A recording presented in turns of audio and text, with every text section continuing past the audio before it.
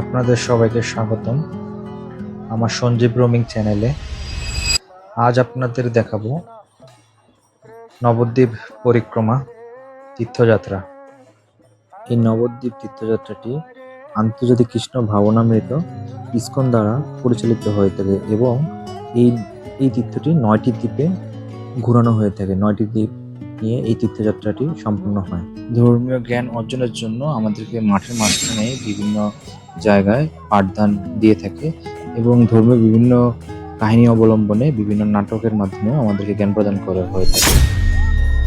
তো আমরা প্রথম দিন যাই হচ্ছে গোদ্রুম দ্বীপ, যাকে কীর্তনের জন্য অনেক বিখ্যাত বলা হয়ে থাকে। দ্বিতীয় দিন যাই হচ্ছে আমরা শ্রী মধ্যদ্বীপ, যেখানে পঞ্চবেণী একসাথে মিলিত হয়েছে 5টি নদী। 5টি নদী হচ্ছে গঙ্গা, ভাগীরথী, অলকানন্দা, মন্দাকিনী, সরস্বতী ও যমুনার মিলনস্থল। আমি যে হেঁটে যাচ্ছি, আমার এই পিছনের সেই নদী পঞ্চবেণী। তৃতীয় দিনে আমরা যাই হচ্ছে শ্রী কোলদ্বীপ, শ্রী জহ্নদ্বীপ ও শ্রী ঋতুদ্বীপ। আমরা দ্বিতীয় দিনেই শ্রী কোলদ্বীপে চলে আসি। তারপরে পরবর্তী 3টা দ্বীপ আমাদের একসাথে দেখানো হয়। এই দ্বীপের একটি উল্লেখযোগ্য স্থান হচ্ছে শ্রী চৈতন্য মহাপ্রভু বিদ্যাসাগর একটা স্থানে হাতে থাকা একটি কাঠি ছিল, যা তিনি কলম হিসেবে ব্যবহার করতেন। ওইটা মাটিতে উনি পুঁতি দিলে একটি গাছ তৈরি হয়, যা একটি বিরল গাছ হিসেবে হয়, যা এখনো পর্যন্ত বিজ্ঞানীরা গবেষণা করে বের করতে পারেনি এটি কি জাতের গাছ। সকলেই চেষ্টা করে সেই মাটিতে গড়াগড়ি দিয়ে কিছুটা পূর্ণতা অর্জন করার জন্য। চতুর্থ দিনে যাই আমরা শ্রী মদ্রুম দ্বীপ। এই দ্বীপের অনেক বড় মাহাত্ম্য। এখানে পঞ্চপাণ্ডবরা এসে থেকেছিলেন, তাদেরকে স্বপ্নে দেখানো হয়েছিল এই জায়গাটি, তাই পঞ্চপাণ্ডবরা এখানে এসে বসবাস করেছিলেন। পঞ্চম দিনে যাই আমরা শ্রী রুদ্রদ্বীপ। এখানে শ্রী চৈতন্য মহাপ্রভুর দাদু ও মামার বাড়ি। এখানে রয়েছে 700 বছরের পুরনো ভগবান শ্রীকৃষ্ণের মদল গোপালের বিগ্রহ, যা আজও পূজিত হয়ে আসছে দাদুর বাড়িতে। ষষ্ঠ দিনে আমরা আসি সীমান্ত দ্বীপ। এখানে আমরা গড়িয়া মঠ ও চাঁদকাজি নামে একজন মুসলিম ব্যক্তি, যিনি কিনা পরবর্তীতে মহাপ্রভুর ভক্ত হয়েছিলেন, সেখানে আমরা দেখব। আজকের ভিডিওটি একটু বড় হবে, যেহেতু আমি 9টা দ্বীপের ভ্রমণ কাহিনী আপনাদের দেখানোর চেষ্টা করবো একটা ভিডিওতে, তাই ধৈর্য ধরে একটু ভিডিওটি দেখবেন, আমার চ্যানেলটিকে সাবস্ক্রাইব করবেন। সপ্তম দিনে আসি আমরা শ্রী অন্তদ্বীপ। এখানে রয়েছে নরসিংহপুলি, যা খুবই বিখ্যাত। হিরণ্যকশিপুকে বধ করার পর ভগবান শ্রী নৃসিংহদেব এখানে বিশ্রাম করেছিলেন। এরপর অষ্টম দিনে আমাদেরকে মায়াপুরের কাছাকাছি যে জায়গা রাখা হয়, সেখান থেকে আমরা মায়াপুর উদ্দেশ্যে রওনা দিই। আমাদের যাওয়ার পথে একটি রজনীগন্ধা ক্ষেত পড়ে। এই নবদ্বীপ পরিক্রমাটি বিভিন্ন গ্রুপে ভাগ করে করানো হয়, কারণ বাংলাদেশ, রাশিয়া, ইউরোপ বিভিন্ন দেশ থেকে ইসকনের ভক্তরা এসে এবং বিভিন্ন এছাড়াও অন্যান্য ভক্তরা সেই নবদ্বীপ পরিক্রমাটি করে। তাই তাদেরকে A, B, C, D বিভিন্ন গ্রুপে ভাগ করে পরিক্রমা করে তারপরে একটি মহামিলন করানো হয়। এছাড়াও মায়াপুরের বিভিন্ন আরতিতে যোগদান এবং বিভিন্ন আধ্যাত্মিক আরো অনেক বিভিন্ন জায়গার কাহিনী রয়েছে। তো চলুন সম্পূর্ণ ভিডিওটি দেখে আমরা সবগুলো বিষয় জানার চেষ্টা করি।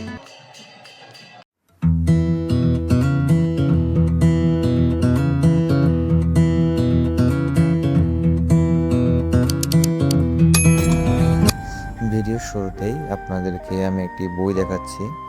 এই বইটি হচ্ছে এই নবদ্বীপ পরিক্রমার একটি গাইড বই। এটা ইসকন মায়াপুর থেকে প্রদান করা হয়।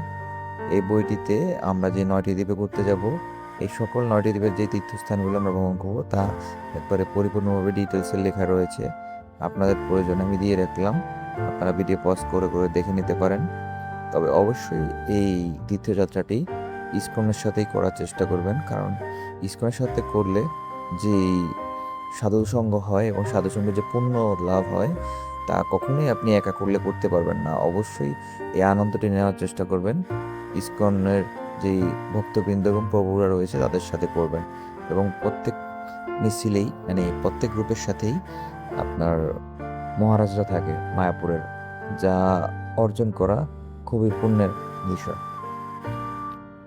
মায়াপুর ইসকন সকল রীতিনীতি এবং ধর্মীয় আচার নিষ্ঠাগুলো পালনের মাধ্যমে তীর্থযাত্রী করিয়ে থাকে। আমি নিজেকে ভাগ্যবান মনে করেছি এই সকল বিষয়গুলো জানতে পেরে, কারণ আমি নিজে এগুলো জানতাম না। আশা করি আপনারাও তাদের সাথে এই তীর্থযাত্রা করলে অনেক কিছু জানতে পারবেন। তো অনেক কথা বলা হলো, এখন ভিডিও শুরু করি। আমাদের প্রথম দিনটি শুরু হয় আর মায়াপুরে এসে বিভিন্ন কীর্তনে অংশগ্রহণ করি। এখানে এসে কেউ ভিডিও করবে না, কারণ আমি বিশেষ পারমিশন নিয়ে ভিডিও করে থাকি।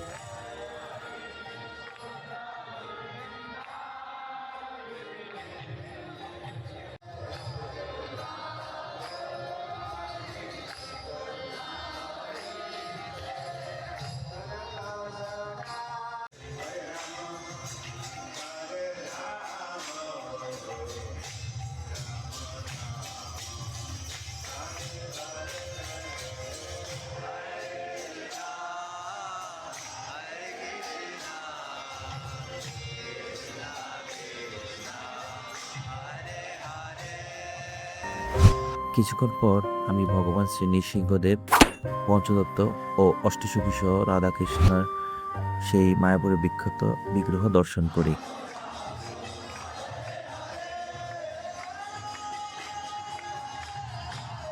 আমাদের হাতে সময় থাকা একদিনের মতো আমরা পুরো মায়াপুর ঘুরে দেখি। তার মধ্যে যে প্রধান টিওবিপি মন্দির, সেটা টিকিটের বিনিময়ে ঘুরে দেখার পারমিশন দেওয়া হয়, কারণ মন্দিরটি এখনো পুরোপুরি তৈরি হয়নি। তো আমি, আমার বাবা এবং বড় ভাই মিলে এটা সম্পূর্ণটা ঘুরে দেখি। টিকিটগুলো দেখতে অনেক সুন্দর ছিল। আমাদের যাত্রা শুরু হয়ে গেল। আজকে প্রথম দিন। আজকে আমাদের টার্গেট হচ্ছে আমরা কোদ্রম্বিক ঘুরবো। তো আমাদের যাত্রাটা শুরু হয় মায়াপুর ইস্কন মন্দিরের গীতা ভবনের সামনে থেকে। আমাদের দলটি পরিচালনা করছিলেন শ্রীমৎ ভক্তি বিজয় ভাগবত স্বামী মহারাজ। আমি নিজেকে অনেক ভাগ্যবান মনে করছি, কারণ মহারাজের একবার পাঠ শুনলে আপনি মহারাজকে আর কখনোই বলতে পারবেন না, আপনি মহারাজের ভক্ত হয়ে যাবেন। উনি এতই প্রসিদ্ধ এবং বিখ্যাত। চলতি পথে রাস্তার মাঝে আমাদের নদী পড়ে। তো আমাদের সবাইকে নদী পার হতে হবে এবং এখানে গুদার নৌকা আগে থেকে সরকারিভাবে রেডি করা রয়েছে এবং সম্পূর্ণভাবে ফায়ার সার্ভিস এবং আর্মিদের মাধ্যমে নিয়ন্ত্রণ করে সাবধানে আমাদেরকে পার করা হচ্ছে। আমরা এখন চলে এসেছি মহিমাসারণা আমতলায়। এখানে মহাপ্রভু অনেক আমবাগানের মধ্যে তার লীলা করেছিলেন। তো এখানে প্রভুরা এসে হরির নামে কীর্তন করেন, যাতে এখানে থেকে কিছু পুণ্য অর্জন করতে পারেন এবং এখানের মাটি তাদের গায়ে লাগিয়ে নেন সকল ভক্তরাই। আজকের এই গোদ্রুম দ্বীপের তীর্থযাত্রা ভ্রমণে আমরা দেখব গোর্দহ, সানন্দ সুবোধকুঞ্জ, সুরভিকুঞ্জ ও হংসবন শিব।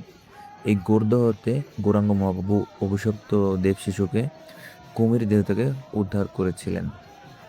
আর এই সুরভিকুঞ্জতে দেবরাজ ইন্দ্র এখানে সুরভি গাভী সহ এসেছিলেন এবং তার অপরাধের জন্য ক্ষমা চেয়েছেন ভগবান শ্রী চৈতন্য মহাপ্রভুর আরাধনা করে।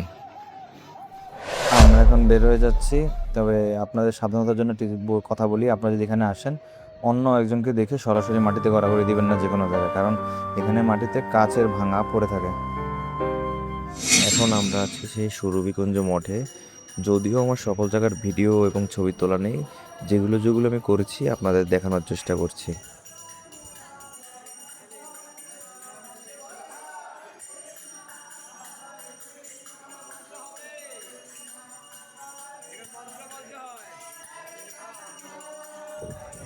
এই মন্দিরে বিখ্যাত নারগোপাল দাস মহারাজ ও শ্রীমৎ ভক্তি বিজয় ভাগবত স্বামী মহারাজ দুইজন পাঠদান দিয়ে থাকেন।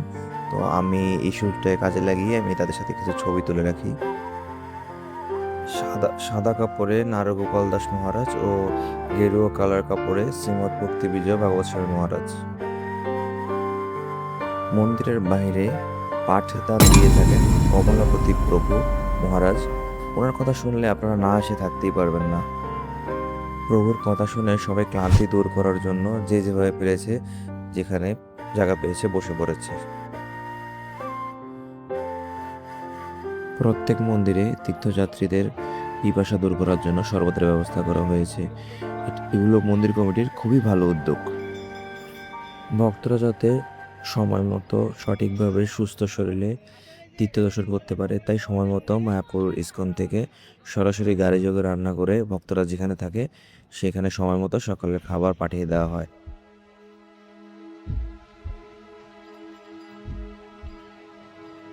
এখন আমরা এসেছি হংসবন শিব মন্দিরে, যা নৈমিষারণ্যে অবস্থিত।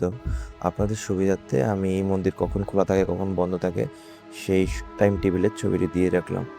এই স্থানে শ্রী সুত গোস্বামী গৌর ভাগবতের কথা পরিবেশন করেছিলেন, যা শ্রবণ করার জন্য শিবজি ব্রহ্মার বাহন হংস করে দ্রুত বেগে এখানে এসেছিলেন।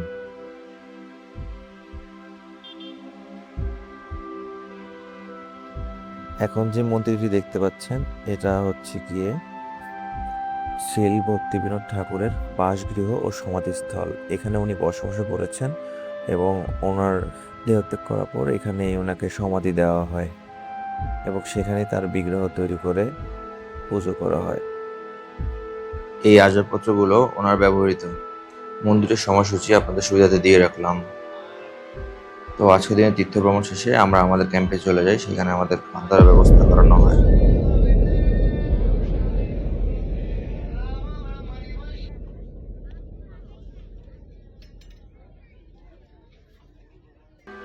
খাওয়া দাওয়া শেষ করে আমরা আমাদের রুমের দিকে চলে যাচ্ছি।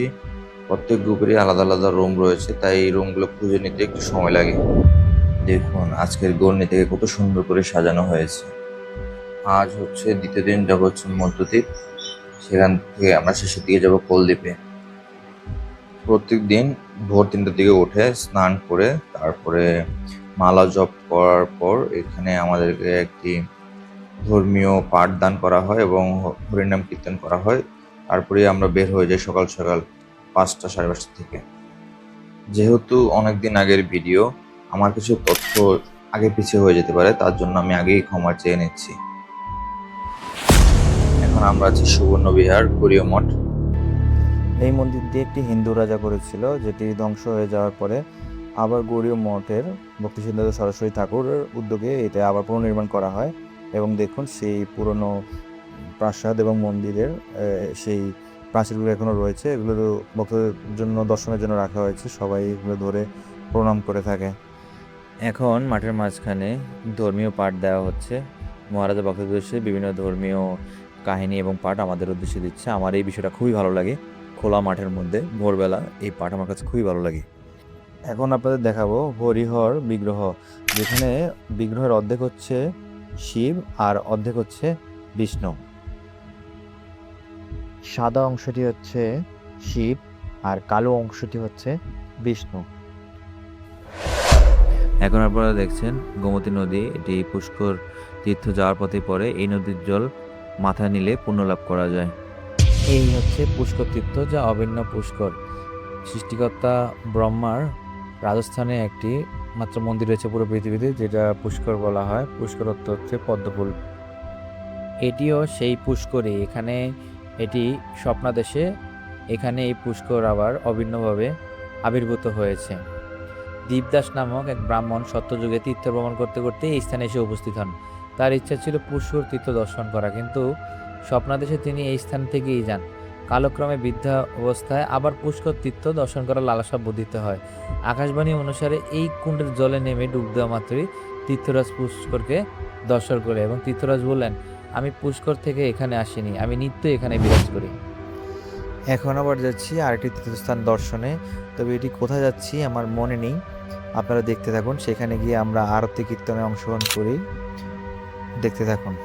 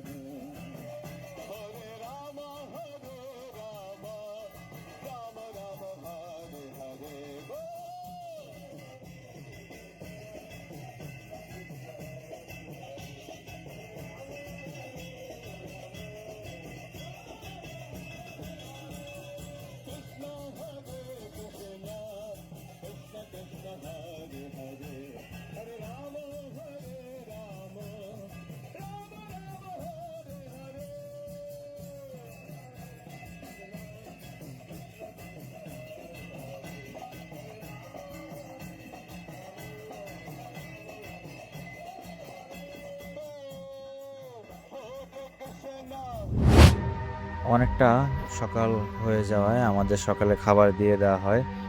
এরপর আমরা চলে যাই শ্রী জগন্নাথ দাস বাবাজি মহারাজের ভজন কুটিরে।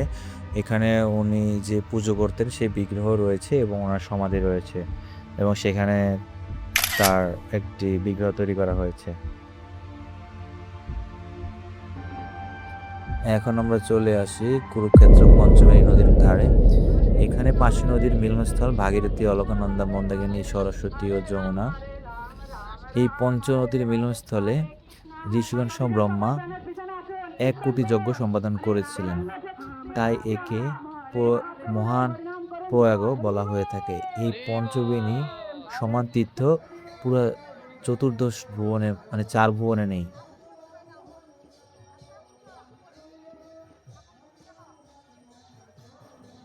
আমার এই পিছনের নদীটি হচ্ছে সেই পঞ্চবেণী নদী। আপনারা দেখে পুণ্য লাভ করুন। ভিডিও দর্শনেও পাপ মোচন হয়ে থাকে। ও আপনাদের জানার উদ্দেশ্যে একটি কথা বলে রাখি, এই তীর্থ ভ্রমণে আসলে প্রভুরা মানে পুরুষরা আলাদা এবং মাতাজিরা মহিলারা আলাদা থাকা এবং খাওয়ার ব্যবস্থা। তবে পুরুষরা যেখানে থাকবে সেখানে তাদের আলাদা স্নান করার বাথরুম করার জায়গা রয়েছে। তবে সেই জায়গাগুলো আবার একসাথে মানে আপনাকে একসাথে পুরুষরা স্নান করতে হবে এবং মহিলারা যেখানে থাকে মহিলারা একসাথে স্নান করতে হবে, কোনো আলাদা আলাদা বাথরুম নেই।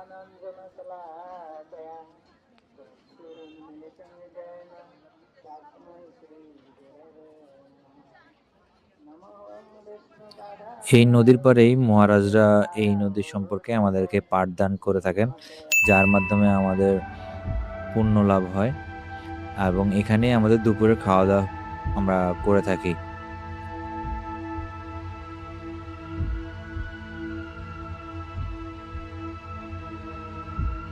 আজকের দিনের জন্য তীর্থযাত্রা এখানে শেষ। তো আমরা এখন চলে যাব আমাদের ক্যাম্পে।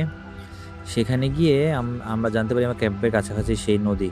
তো আমি আমাদের এক প্রভুকে নিয়ে আমরা চলে যাই সেই নদীর পাড়ে স্নান করার জন্য এবং বিকালবেলা আমরা সেখানে স্নান করে আবার ক্যাম্পে ফিরে চলে যাই। চারিদিকে কোনো ঘরবাড়ি নেই, অনেক দূরে দূরে ঘরবাড়ি আর মহিষ পালছে এখানে। আর আমাদের ক্যাম্প থেকে বিভিন্ন জিনিসপত্র ধোয়ার জন্য এখানে নদীতে নিয়ে এসেছে। তবে এইতে আপনারা যদি কেউ স্নান করতে আসেন খুব সাবধানে করবেন। নদীতেও কিন্তু অনেক স্রোত। আমি জলে নেমে খুব ভয় পেয়েছিলাম, কারণ স্রোতে আমাকে টান দিয়ে নিয়ে যাচ্ছিল, এরকম একটা অবস্থা হয়েছে। তো এই নদীতে নামলে অবশ্যই খুব সাবধানে নেমে স্নান করবেন। দূরে যে বৃষ্টি দেখতে পাচ্ছেন নদীর উপরে, এটি হচ্ছে এখানে রেল লাইন করা হচ্ছে। তো সেই রেল লাইনের সংযোগের জন্য এই নদীর উপর দিয়ে বৃষ্টি করা হচ্ছে।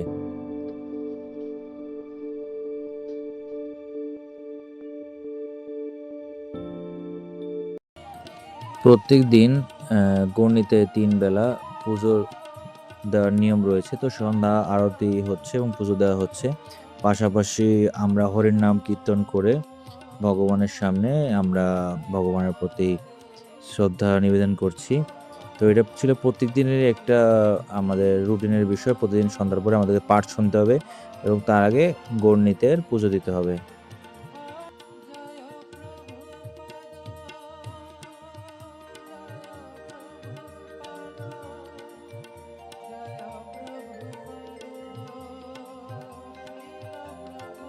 আজকের দিনের গণিতের সাজসজ্জা দর্শন করুন। আজকে আমাদের ঘোরার জায়গা হচ্ছে শ্রী ঋতুদ্বীপ, জৌনদ্বীপ ও কোলদ্বীপ থেকে আমাদের যাত্রাটা শুরু। আজ তৃতীয় দিনে আমরা এসেছি সমুদ্রগড়ে। এখানে আমরা অনেকক্ষণ থাকবো। এখানে আমাদের আজকে প্রসাদ হবে এবং বিভিন্ন কীর্তন অনুষ্ঠান এবং নাটক অনুষ্ঠিত হওয়ার পর আমরা এখান থেকে যাব। তো দেখতে থাকুন।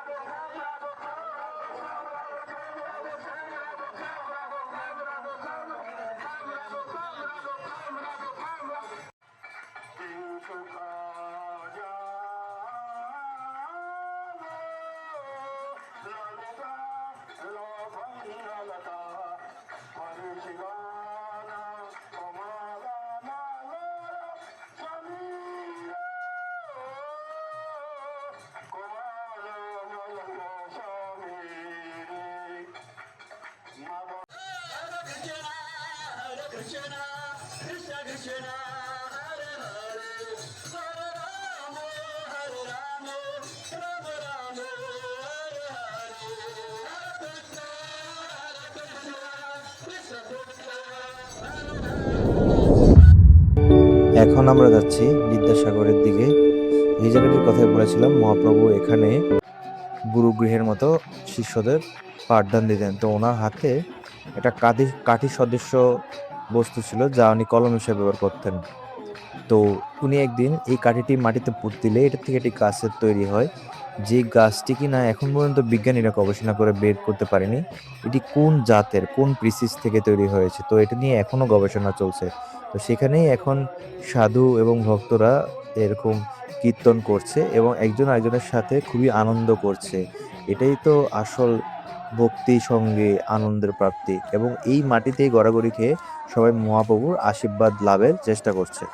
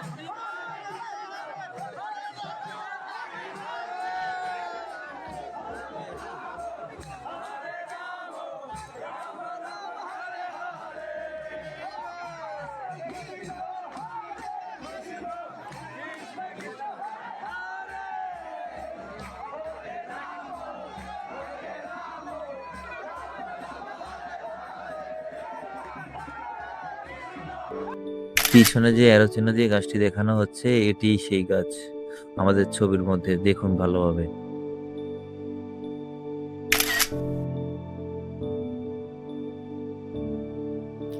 আজকের রাতের পাঠদান করবেন শ্রীপাদ অমোঘ লীলা প্রভু। তিনি আজকে আমাদেরকে অনেক সুন্দর সুন্দর কাহিনী শুনিয়েছেন এবং উনি হিন্দিতে আমাদেরকে পাঠদান দিয়েছেন এবং তার ট্রান্সলেট করে একজন বাংলাতে আমাদেরকে শুনিয়েছেন। শিবাস ঠাকুর মহাপ্রভুর এত প্রিয় ছিলেন, তো শিবাস ঠাকুরকে মহাপ্রভু বলেছেন, লক্ষ্মীকেও যদি কোনোদিন ভিক্ষা করতে হয় তোমার বাড়িতে কোনোদিন অভাব হবে না। तुम्हारे घर में जो कुत्ते बिल्ली हैं उनको भी कृष्ण प्रेम मिलेगा। তোমার বাড়িতে যে এরপর একটি ধর্মীয় ভিত্তিক নাটক অনুষ্ঠিত হয় যা আমাদের চাঁদপুরের প্রভুরা অভিনয় করে থাকে। আজ চতুর্থ দিন। আজ আমরা যাব মদ্রুম দ্বীপ। এই দ্বীপে আমরা দেখব জন্মমণির আশ্রম, সারঙ্গ মুরারি শ্রীপাঠ, মামগাছি, অর্কটিলা ও পাণ্ডবরা যেখানে এসেছেন সেই মহৎপুর। राम राम हरे हरे हरे कृष्ण कृष्ण कृष्ण हरे हरे हरे राम राम राम हरे हरे हरे कृष्ण कृष्ण कृष्ण हरे हरे हरे राम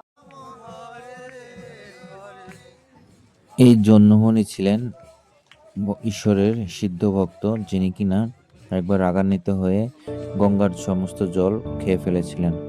এই কারণে গঙ্গার আরেক নাম হচ্ছে জাহ্নবী। আমরা সেই মন্দিরই দর্শন করবো, কিন্তু ওইখানে আমি কোনো ছবি তুলিনি বলে আমি আপনাদের দেখাতে পারছি না।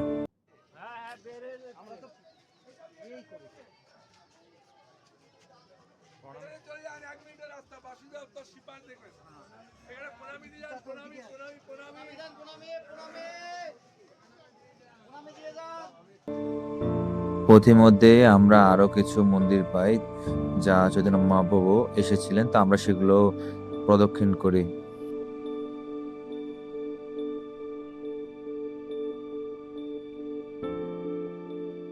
এছাড়াও এখানে ছোট আকারে গিরি গোবর্ধন রয়েছে, যা আমরা সকল ভক্তরাই প্রদক্ষিণ করি।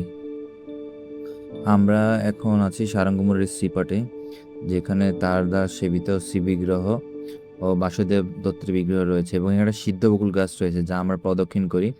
এটি শ্রী চৈতন্য মহাপ্রভুর আমলের, উনি এই গাছটিকে স্পর্শ করেছিলেন বলে এটি সিদ্ধ হয়ে গিয়েছে। পথিমধ্যে ভক্তরা আরও কিছু জায়গায় গাছদেরকে প্রণাম করে হাঁটতে থাকে, কারণ এই গাছগুলোর কাছেই চৈতন্য মহাপ্রভু অনেক লীলা করে গিয়েছেন।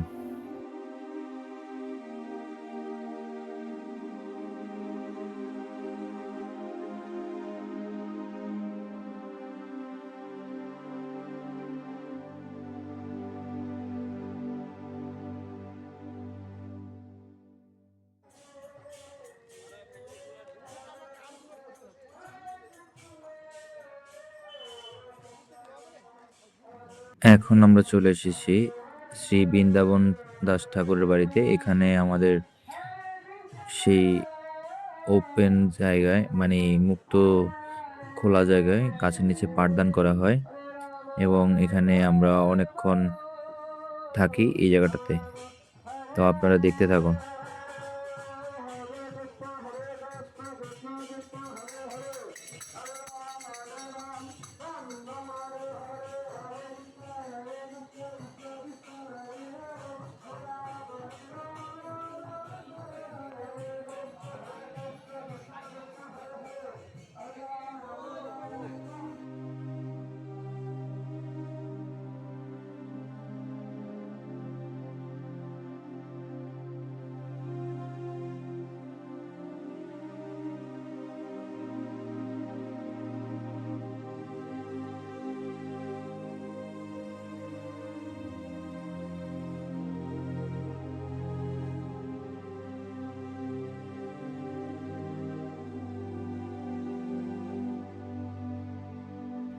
এই হচ্ছে অর্কটিলা, যা বৃন্দাবনের অভিন্ন সূর্যটিলার সমান। এই স্থানটি শ্রীল ভক্তি সিদ্ধার্থ সরস্বতী ঠাকুর খুবই ভালোবাসতেন। দেখুন চারিদিকে পুজো দেওয়ার জন্য কত ফুলের দোকান রয়েছে, এবং বেশিরভাগই হচ্ছে জবা ফুল, কারণ আমরা এখন এসেছি কালী মায়ের মন্দিরে। আমরা এখন চলে এসেছি নবদ্বীপের প্রধান শহরে। এখানে অনেক মন্দির রয়েছে, তার মধ্যে এই পোড়ামাতা কালী মায়ের অনেক নাম রয়েছে লোকমুখে, কারণ তারা বলে যে এই মাই নাকি পুরো নবদ্বীপটাকে রক্ষা করে রেখেছে, এবং এখানে কয়েকবার আগুন লেগেছে, এবং বিভিন্ন ধরনের এখানে মতবাদ রয়েছে এই মন্দির সম্পর্কে। তবে মন্দিরটিকে খুবই জাগ্রত। আপনারা নবদ্বীপ ভ্রমণ আসলে অবশ্যই এই কালী মাতার, এই পোড়ামাতা মন্দিরটি দর্শন করবেন। তার পাশেই একটি বিশাল শিবলিঙ্গ রয়েছে। এটি মাটির নিচে অনেকদিন লুকানো ছিল, সাথে একটি গণেশ বিগ্রহ ছিল যেটি ভেঙে গিয়েছে, তাই শুধু এখন শিবলিঙ্গটি পূজা করা হয়। নবদ্বীপের মধ্যে এই ধামেশ্বর মন্দিরটি অবস্থিত। এখানে মহাপ্রভুর চরণ দেখতে পারবেন, যেখানে মহাপ্রভু তিনি তার পায়ের জুতো রেখে গিয়েছেন, এবং এখানে শ্রী শ্রী বিষ্ণুপ্রিয়া দেবীর সেবিত শ্রী গৌরাঙ্গ মহাপ্রভু শ্রীবিগ্রহ রয়েছে। এই মন্দির মহাপ্রভুর পাড়ায় অবস্থিত। আজকের দিনে তীর্থযাত্রা শেষ হয়, আমরা ক্যাম্পের দিকে যাওয়ার পথে জগাই মাধায়ের এই মন্দিরটি পরে, তো আমরা এই জগাই মাধায়ের এই মন্দিরটি দর্শন করে আমরা চলে যাই। এটা হচ্ছে জগাই মাধার মন্দির।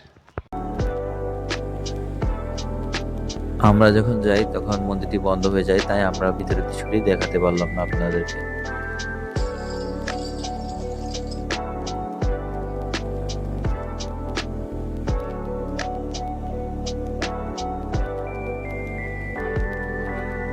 ক্যাম্পে এসে এই প্রথম আমরা হনুমান দেখতে পেলাম ইন্ডিয়াতে এসে, তো তাই একটু ভিডিও করে রাখলাম স্মৃতি হিসেবে। এরপর আমি আর বাবা গঙ্গা নদীর তীরে যাই বড় ভাইকে নিয়ে, তো আমি সেখানে স্নান করি, সেখান থেকে মায়াপুর দেখা যাচ্ছিল। এরপর আমি আর বড় ভাই নবদ্বীপের বিভিন্ন মন্দির ঘুরতে যাই, যেমন জল মন্দির, সমাজ মন্দির, তো সেগুলো দিয়ে দিলাম, দেখতে থাকুন।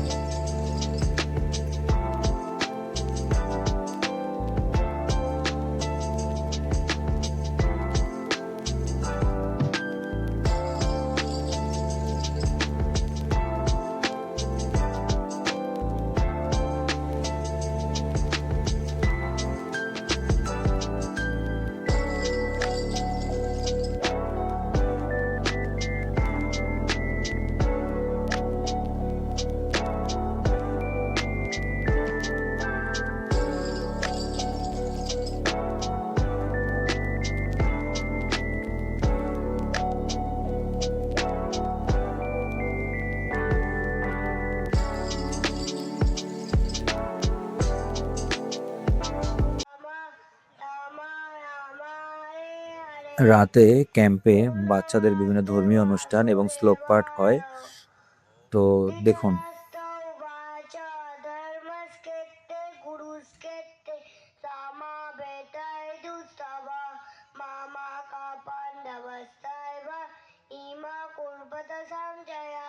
यदा यदा हि धर्मस्था ग्लानिर्भवति भारत अभ्युत्थानमधर्मस्य तदात्मानं सिद्धमः परित्राणाय साधूनां विनाशाय जगत्कृतां धर्मसंस्थापनार्थाय सम्भवामि युगे युगे तत्फलितपरिपातेन परिपस्ति न सेवया उपदेष्टामि ज्ञान ज्ञानिनस्तं सदस्य श्रद्धा बांग्ला पथे ज्ञान दक्षरा संगतेंगिया ज्ञानं लक्ता परम शांति मोचिनेन गच्छति।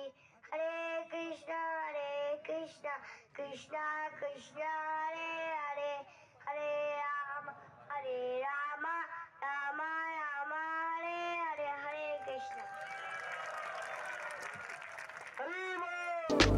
আজ আমরা পঞ্চম দিনে যাব শ্রী রুদ্রদ্বীপ। এই জায়গায় শ্রীপাদ শঙ্করাচার্য শ্রী চৈতন্য মহাপ্রভুর দর্শন পেয়েছিলেন। আর আমরা যাব হচ্ছে বেলপুকুর। এই বেলপুকুরে খুবই সুস্বাদু বেল পাওয়া যায় এবং খুবই কম দামে। এখানে আসলে অবশ্যই বেল খাবেন। আপনি যখন নবদ্বীপে ঘুরতে বেরোবেন তখন কোনো না কোনো জায়গায় আপনি ফুলের বাগান দেখতেই পাবেন, কারণ এখানে এত মন্দির, তাই অনেক ফুলের প্রয়োজন হয় বলে এখানের এক ধরনের পেশাই হচ্ছে ফুল চাষ করা। তো আমি এরকম ফুল বাগান দেখতে পেয়ে আমি ছবি তুলে রাখলাম স্মৃতি হিসেবে।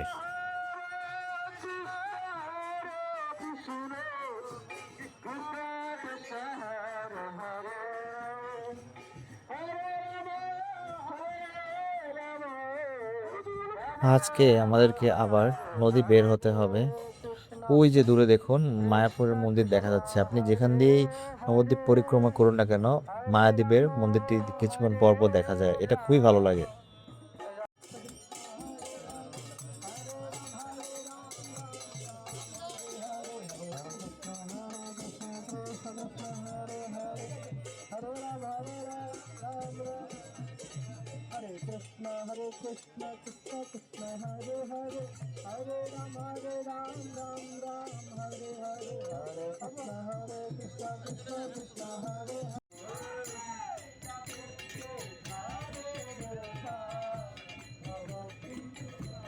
নৌকো পার হতে হতে আমরা হরিনাম জপ করতে করতে নৌকো ভ্রমণ করি।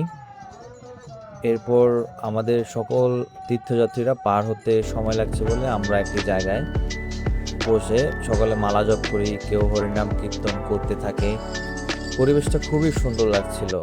আসলে এরকম পরিবেশে কখনো আগে থাকা হয়নি, তো তাই যে বিষয়টি অনেক উপভোগ করছি। এরকম সাধু সঙ্গ কখনোই আগে করা হয়নি, খুবই মধুর।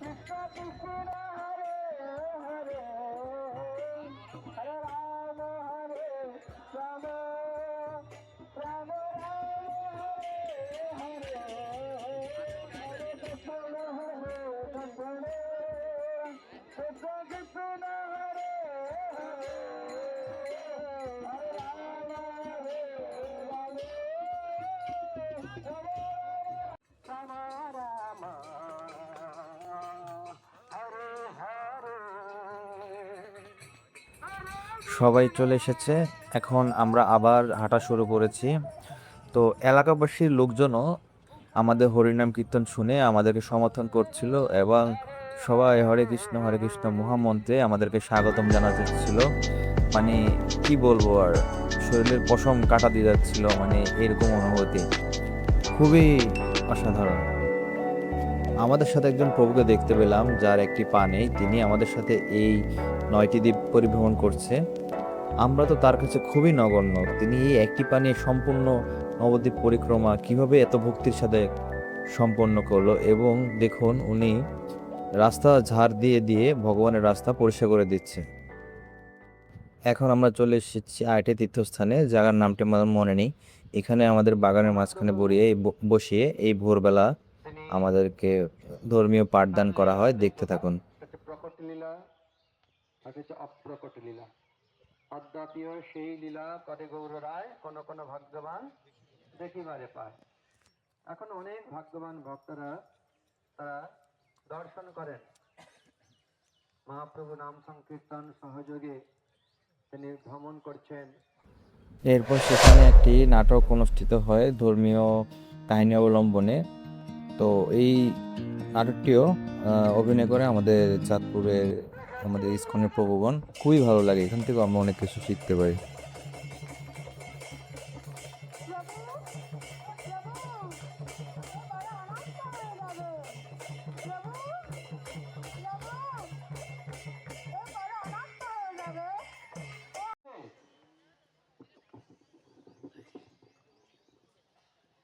হে ঋষিগণ, উনি আমাদেরকে আশ্বস্ত করেছেন উনি অবশ্যই আসবেন তোমাদের সংশয় দূর করার জন্য।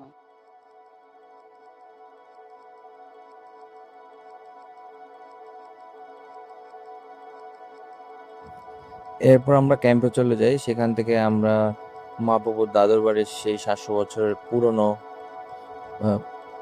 মদন গোপাল ভগবান শ্রীকৃষ্ণের বিগ্রহ আমরা দর্শন করি। পাশাপাশি তার মামার বাড়িরও একটি বিগ্রহ আমরা দর্শন করি। তো এখানে এসে আমি সাধু সঙ্গ করে আমি নিজের তিলক নিজেই করা শিখে ফেলেছি। তো তিলক করে প্রতিদিনের ন্যায় রাতের অনুষ্ঠানে পাঠে আমি যোগদান করার জন্য নিজেকে প্রস্তুত করে আমি চলে যাই।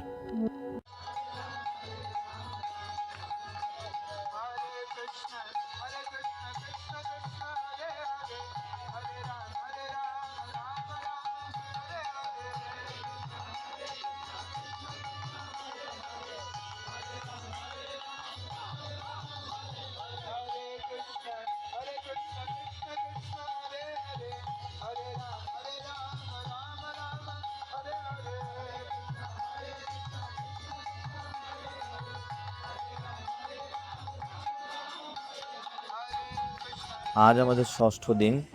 আজ আমরা যাব হচ্ছে সীমান্ত দ্বীপ। এখানে দর্শনীয় স্থানগুলো হচ্ছে পঞ্চবক্ষ শিবস্থান, বিল্ল পুষ্কর, মেঘের চড়া, সীমান্তিনী মাতা, চাঁদকাজীর সমাধি, মুরারিগুপ্তের শ্রীপাঠ, বল্লাল দিঘি, শ্রী চৈতন্য মঠ, যোগপীঠ, ইস্কন, শ্রী জগন্নাথ মন্দির ও শ্রীধর অঙ্গন। সবগুলো জায়গার মাহাত্ম্য আমি বলছি ধীরে ধীরে। আমার সকল জায়গার ছবি এবং ভিডিও ধারণ করা হয়নি, কিন্তু আমি এই মাহাত্ম্যগুলো বলছি। বিল্ল পুষ্কর হচ্ছে বৃন্দাবনের অভিন্ন বেলবন। এই বিল্ল পুষ্কর দর্শনীয় হয়, সেই জন্য এই স্থানের নাম বেলপুকুর। শচীদেবীর পিতা শ্রী নীলাম্বর চক্রবর্তীর এটি হচ্ছে বসতবাড়ি। তারপর হচ্ছে মেঘের চড়া। এই মেঘের চড়া হচ্ছে প্রাতঃকালে গৌরাঙ্গ মহাপ্রভু সংকীর্তনে মেঘ সরিয়ে ভক্তদের ভয় দূরীভূত করেছিলেন, তা আমাদের পথিমধ্যে দর্শন হয়। এরপর হচ্ছে সীমান্তনী মাতা। এখানে সত্যযুগে পার্বতী মাতা গৌরাঙ্গ মহাপ্রভুর ধ্যান করেছিলেন। গৌরাঙ্গ মহাপ্রভুর দর্শন পেয়ে তার চরণধূলি স্মৃতিতে ধারণ করেন মাতা, তাই এই সীমান্তিনী দেবী নামপ্রাপ্ত হন। এছাড়াও আজকের দিনে আমরা দর্শন করি মুরারিগুপ্তের শ্রীপাঠ। এই মুরারিগুপ্তের শ্রীপাঠ হচ্ছে হনুমান মহাপ্রভুর লীলা শ্রী মুরারি গুপ্ত রূপে এখানে রাম সীতার সেবায় যুক্ত ছিলেন। এরপর আমরা দেখি বল্লাল দিঘি, যা সত্যযুগে পৃথু মহারাজ এখানে দিঘি খনন করার সময় মহাপ্রভুর দর্শন পেয়েছিলেন। পরবর্তীকালে লক্ষণ সেন ও বল্লাল সেনের পূর্ণ সংস্কার করেন। এরপর আমরা দেখি যোগপীঠ, যা শ্রী চৈতন্য মহাপ্রভুর জন্মভিটা, শ্রী জগন্নাথ মিশ্র ও শচীদেবীর বসতবাটি। শ্রীধর অঙ্গন, মহাপ্রভুর পার্শ্বদ ভক্ত শ্রীধরের বসতবাটি, শ্রী মহাপ্রভুর প্রিয় স্থান। এখন আপনাদেরকে দেখাচ্ছি পঞ্চবক্র শিবস্থান। এখানে শিবলিঙ্গটি মাটির নিচ থেকে অটোমেটিক উঠে এবং এর উপর একটি বটগাছ তাকে ছায়া দেয়। তপস্বী ব্রাহ্মণগণ এক পক্ষকাল পঞ্চবক্র শিবের আরাধনা করে কৃষ্ণ ভক্তি বর লাভ করেন। এখানে আমরা সবাই ভক্ত বা শিবলিঙ্গকে প্রণাম করি। এই সেই শিবলিঙ্গ। আপনাদেরকে একটু চাঁদকারি সম্পর্কে বলি। চাঁদকারি ছিল একজন মুসলিম ব্যক্তি। তো মহাপ্রভুর শিষ্যরা যখন হরির নাম সংকীর্তন করতে বের হন প্রতিদিন, তো উনি একদিন বাধা দেন। তো বাধা দেওয়ার ফলে উনি রাতের বেলা স্বপ্নে দেখতে পান যে নৃসিংহদেব ওনাকে ভয় দেখায়। তো এরপর থেকে উনি শ্রী চৈতন্য মহাপ্রভুর ভক্ত হয়ে ওঠেন এবং এখন পর্যন্ত ওনার বংশধররা নাকি তিলক করে থাকেন। এটা আমি মহারাজের মুখে শুনেছি।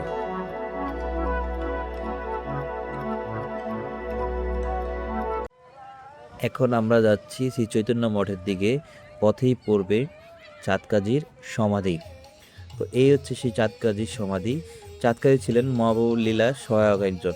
মহাপ্রভু নিজ হাতে চাঁদকাজির সমাধি দেন এবং একটি চাপা গাছ রোপণ করেন।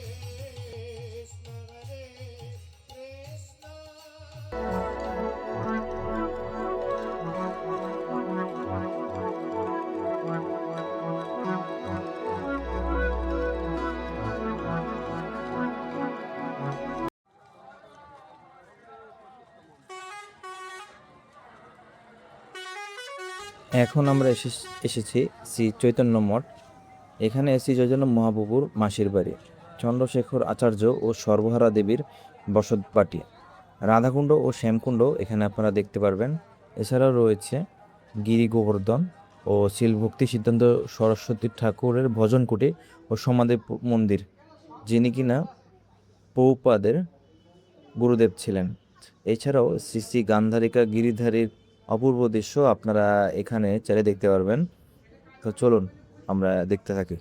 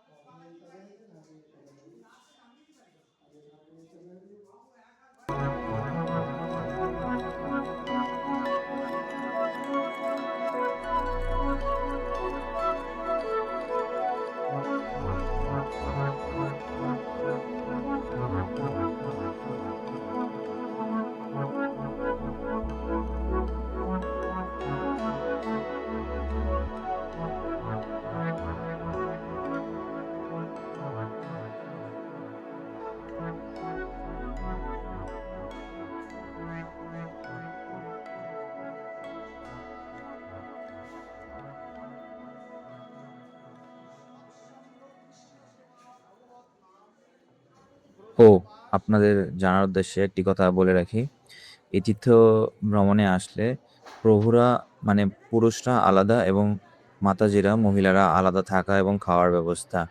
তবে পুরুষরা যেখানে থাকবে সেখানে তাদের আলাদা স্নান করার বাথরুম করার জায়গা রয়েছে। তবে সেই জায়গাগুলো আবার একসাথে, মানে আপনাকে একসাথে পুরুষরা স্নান করতে হবে এবং মহিলারা যেখানে থাকে মহিলারা একসাথে স্নান করতে হবে, কোনো আলাদা আলাদা বাথরুম নেই।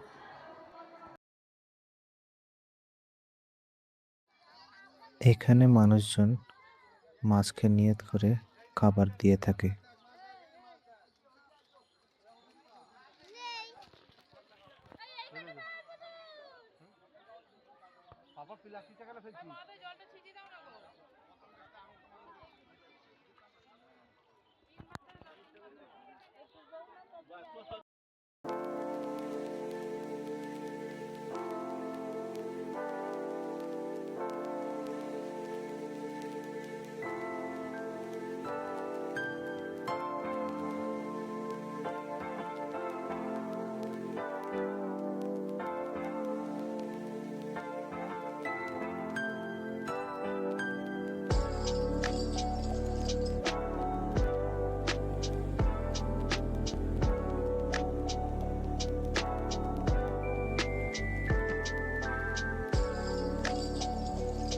এই জায়গাটিতে বৃন্দাবনের গিরি গোবর্ধন পর্বতে পাথর নিয়ে এসে ছোট আকারে গিরি গোবর্ধন তৈরি করা হয়েছে। আপনারা চাইলে এখানে এসে গিরি গোবর্ধনকে পরিক্রমা করতে পারেন।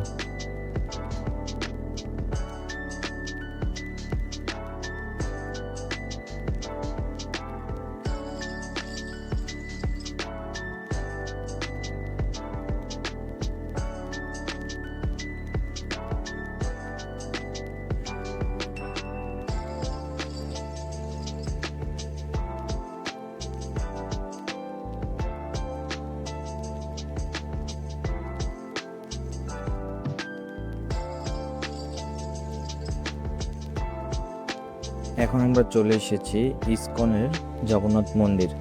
এটিকে পুরীর অভিন্ন জগন্নাথ বলা হয় এবং বিগ্রহটি দেখতেও অপূর্ব সুন্দর, আপনারা দেখুন। আর এছাড়াও এখানে আপনারা 108টি তুলসী প্রদক্ষিণ পেয়ে যাবেন। যদি সম্ভব হয় অবশ্যই এটি করবেন।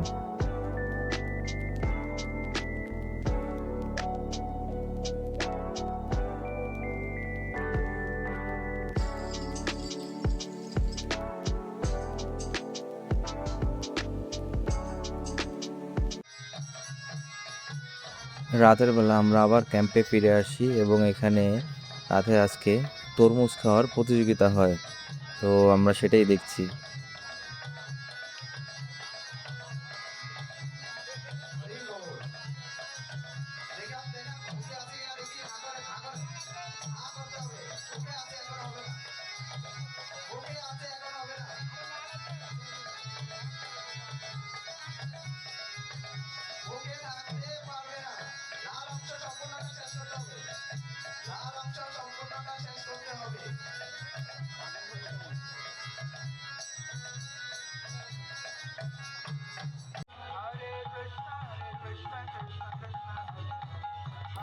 এরপর প্রতিদিনের ন্যায় পাঠ হওয়ার পর কীর্তন আরতি হয়।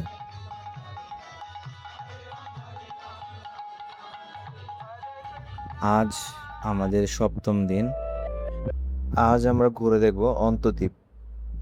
আজ কমলাপতি প্রভুকে সামনাসামনি পেয়ে ওনার সাথে ছবি তোলার সুযোগটি হাতছাড়া করেনি। বাবাও ছবি তুলেছে, কারণ উনি হচ্ছেন মায়াপুরের একজন বিখ্যাত মহারাজ এবং ওনার কথা খুবই অমৃত, মানে ওনার কথা শুনে হাসি আপনি আটকে রাখতেই পারবেন না। আমি আপনাদের কাছে ক্ষমা চেয়ে নিচ্ছি, কারণ আমি এই ব্লগটি বানাবো বলে চিন্তা করিনি, তাই আমার সব ছবি রয়েছিল, তাই ছবি দিয়ে আমি ভিডিওটি তৈরি করে দিচ্ছি।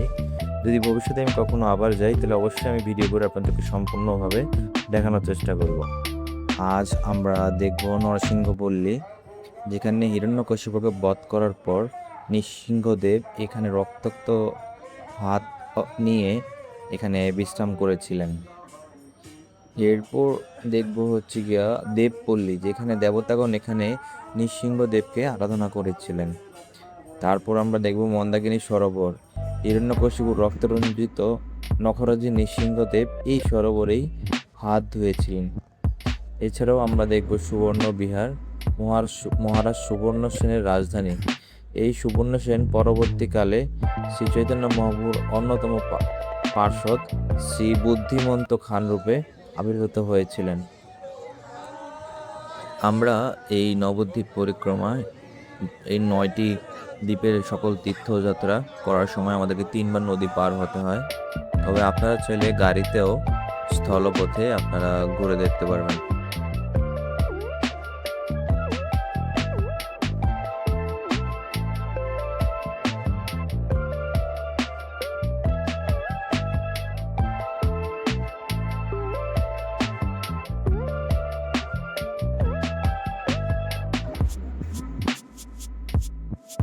আমরা চলে এসেছি নৃসিংহপল্লী।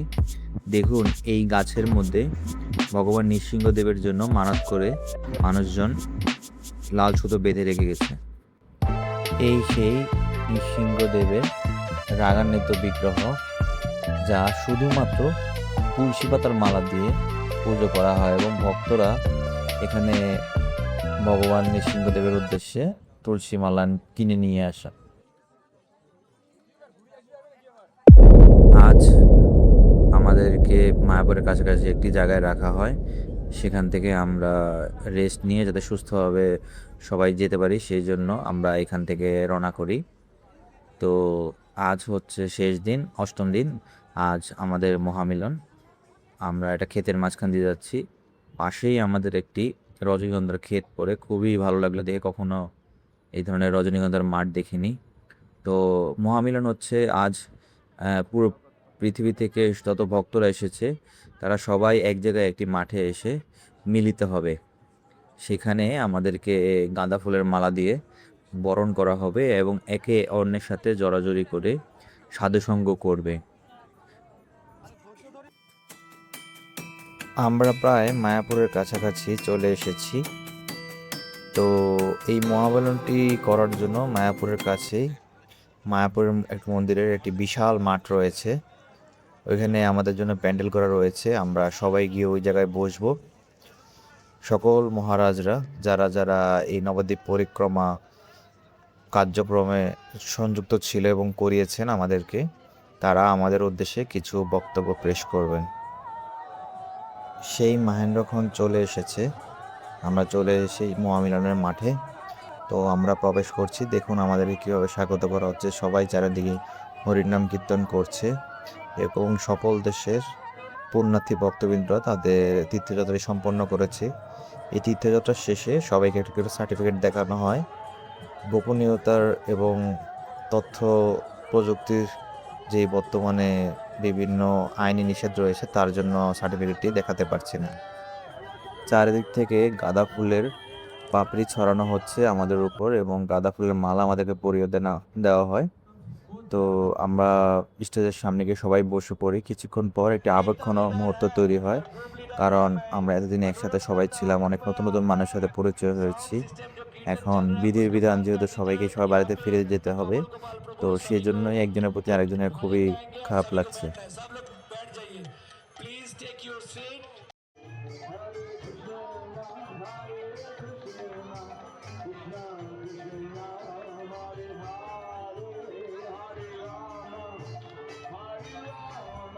এরপর বিকালে এবং রাতে আমরা নবদ্বীপ এর মায়াপুর মন্দিরের আশপাশ ঘুরে দেখি এবং এখানে বিভিন্ন স্টলগুলো ঘুরে দেখি। এখানে আমরা দেখতে পাই যে যেসব বিদেশি ভক্তরা আছে তারা হরিনাম কীর্তন করছে। এছাড়াও আমরা হ্যান্ডক্রাফটেড ভগবানের বিভিন্ন ছবি দেখতে পেলাম। এগুলোর অনেক দাম, প্রায় 50,000 থেকে শুরু, লাখখানেকের উপরেও তারা প্রাইস বলে থাকে। আমার ভিডিওগুলো যদি একটু ভালো লেগে থাকে দয়া করে আমার চ্যানেলটি সাবস্ক্রাইব করবেন। আপনারা অনেকেই আমার ভিডিও দেখেন কিন্তু আমার চ্যানেলটি সাবস্ক্রাইব করেন না। আপনাদের জন্য অনেক কষ্ট করে ভিডিওগুলো তথ্যবহুলভাবে তৈরি করার চেষ্টা করি, যেন আপনারা ঘরে বসেই ভিডিওগুলো দেখে কিছুটা হলেও আপনারা বিভিন্ন জায়গার বিভিন্ন দৃশ্যগুলো দেখতে পারেন। তো ভালো থাকুন আর দেখতে থাকুন।